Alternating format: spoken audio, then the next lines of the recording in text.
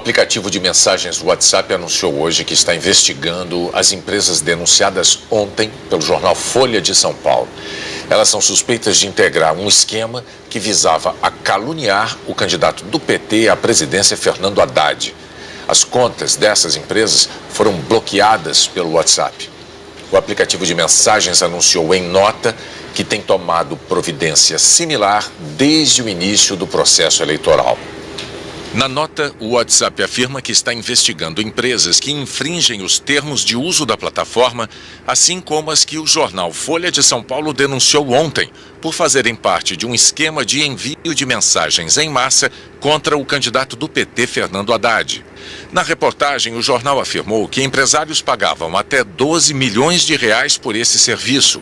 Afirmou ainda que esses empresários já se preparavam para uma grande operação para a reta final do segundo turno. A prática é ilegal, pois se trata de doação de campanha por empresas, vedada pela legislação eleitoral e não declarada. O WhatsApp afirma também que já bloqueou diversas contas de divulgação maciça que estavam ligadas a essas empresas. Além das citadas pela Folha, o WhatsApp diz que não comenta quantas empresas já foram notificadas, nem os seus nomes. Na nota, o WhatsApp diz ainda que já baniu centenas de milhares de contas durante o período eleitoral de forma proativa, ou seja, por iniciativa própria. A empresa afirma que isso foi possível porque dispõe de tecnologia de ponta, capaz de detectar contas com um comportamento anormal, como, por exemplo, espalhar desinformação ou mensagens não solicitadas pelos usuários, o chamado spam. O jornal Folha de São Paulo citou as empresas Quick Mobile, Yakovs, Croc Services e SMS Market como sendo aquelas que estariam vendendo o impulsionamento em massa de mensagens contra o PT e seu candidato. E Luciano Hang, dono da Avan, como sendo um dos empresários que financiaram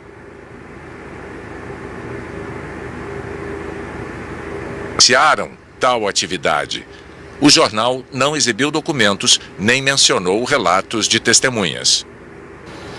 O empresário Luciano Hang negou que tenha comprado impulsionamentos e desafiou a Folha de São Paulo a mostrar algum contrato seu com empresas que usam o WhatsApp. Vamos agora ao que dizem os demais citados.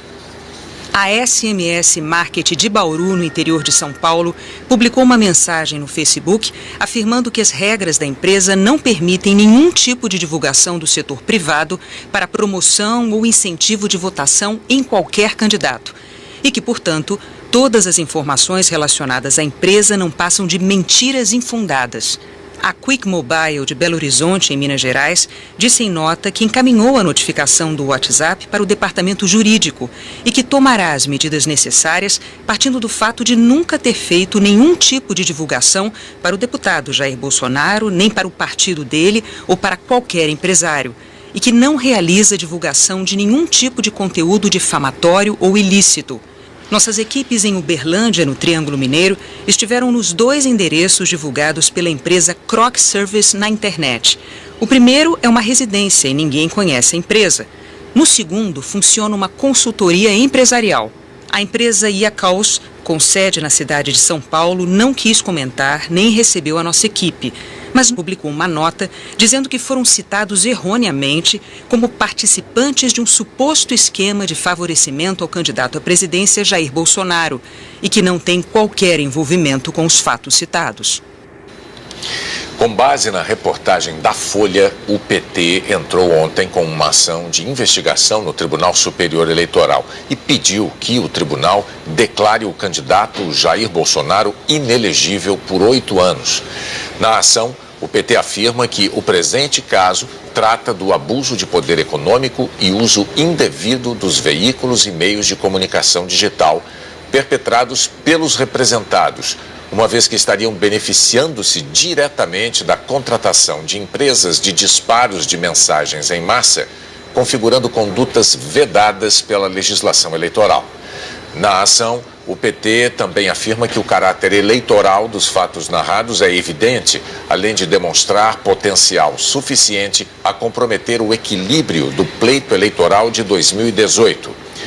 E o PDT entrou agora há pouco com uma ação no TSE. O partido quer uma nova eleição de primeiro turno sem o candidato Jair Bolsonaro. O ministro Jorge Mussi, corregedor do Tribunal Superior Eleitoral, abriu a investigação pedida pelo PT contra o candidato Jair Bolsonaro, do PSL, mas rejeitou todas as medidas cautelares solicitadas, como busca e apreensão e quebra de sigilo. Segundo o ministro Jorge Mussi, a concessão de liminares antes de ouvir a outra parte deve ser feita com cautela e o pedido do PT é baseado apenas em matérias jornalísticas que não permitem, neste momento, demonstrar a veracidade das suspeitas. Jorge Mussi destacou que a questão será analisada em momento próprio durante o curso da ação.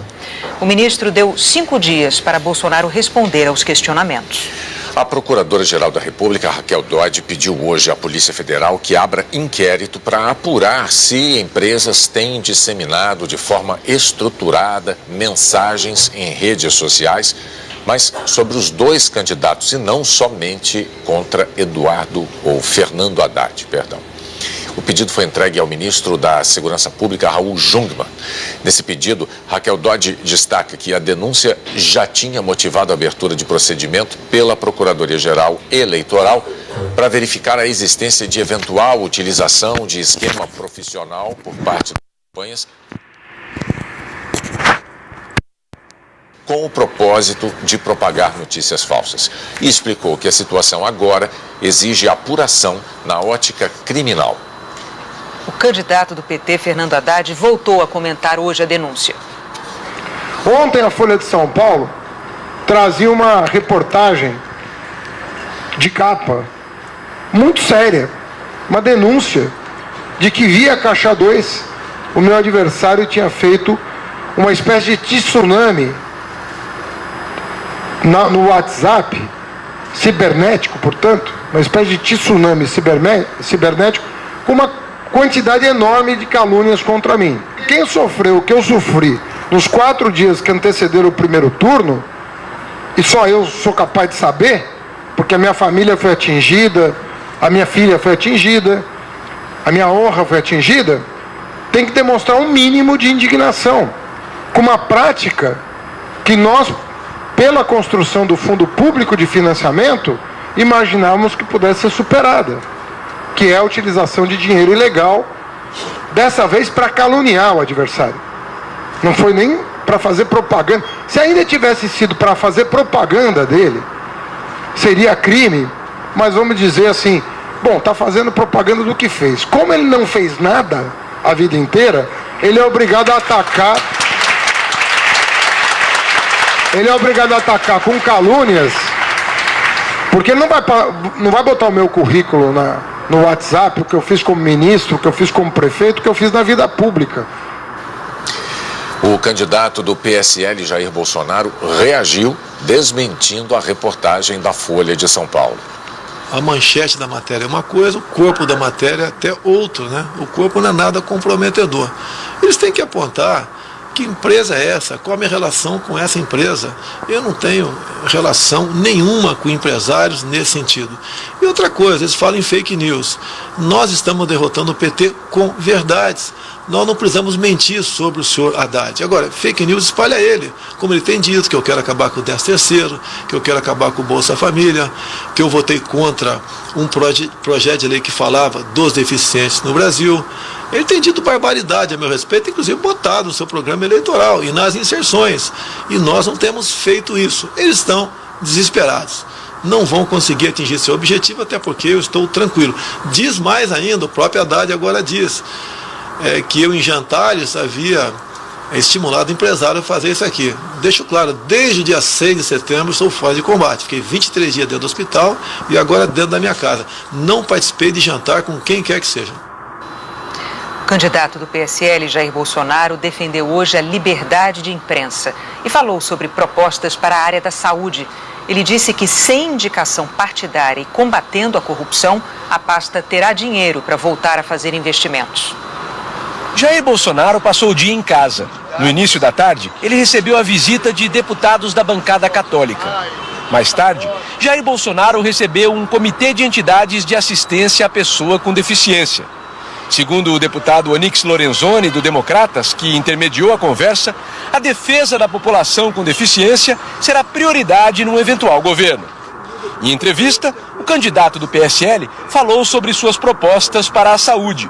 Voltou a defender que não haja interferência dos partidos na nomeação de ministros.